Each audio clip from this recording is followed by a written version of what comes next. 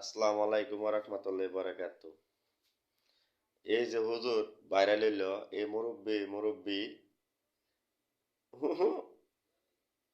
মাহফিলের নামে ভণ্ডামি। আবার মাঝে মাঝে মাহফিলে দেখি ওনার যতলা ওয়াজ আমি শুনলাম, একটা ওয়াজও কোনো হাদিস কোরআনের কোনো কথা হই নাই। ওনারে মানছে কি এর লেগে দাওয়াত করে নেয়, এর চেয়ে তো যে বাদাইম্মা টাঙ্গাইলের এর চেয়ে বাদাইম্মারে নেওয়ার কাম ছিল। বাদাইম্মা টাঙ্গাইলের বাদাইম্মা এর চেয়ে বালা সুন্দর ডায়লগ দিতে পারে। বাদাইম্মা এর চেয়ে বালা হাদিস কোরআনের কথা কইতে পারবো।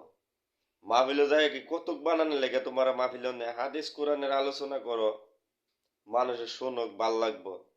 তুমি মাহফিলে যায় সেটা মুরব্বি, শারমিনীর জামাই, কোন বেড়া, তোরা এদা কিতা হইছে, ইটা ইটা কোন লাগে মাহফিলে যায় সেরা।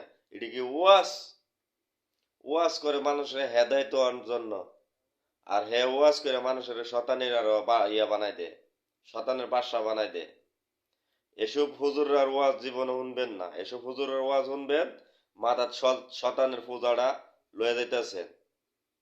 হাদিস কোরআনের ওয়াজ শুনেন, আর ওয়াজ না শুনলে নামাজ পড়েন, আল্লাহ রাসূলের জিকির আজকার করেন, আল্লাহরে ভালোবাসেন, নবীকে ভালোবাসেন, ওলি আল্লাহরে শ্রদ্ধা করেন, আপনার আল্লাহ ভার করবো। এরা হুজুররা ভার করতে তো নামনারে।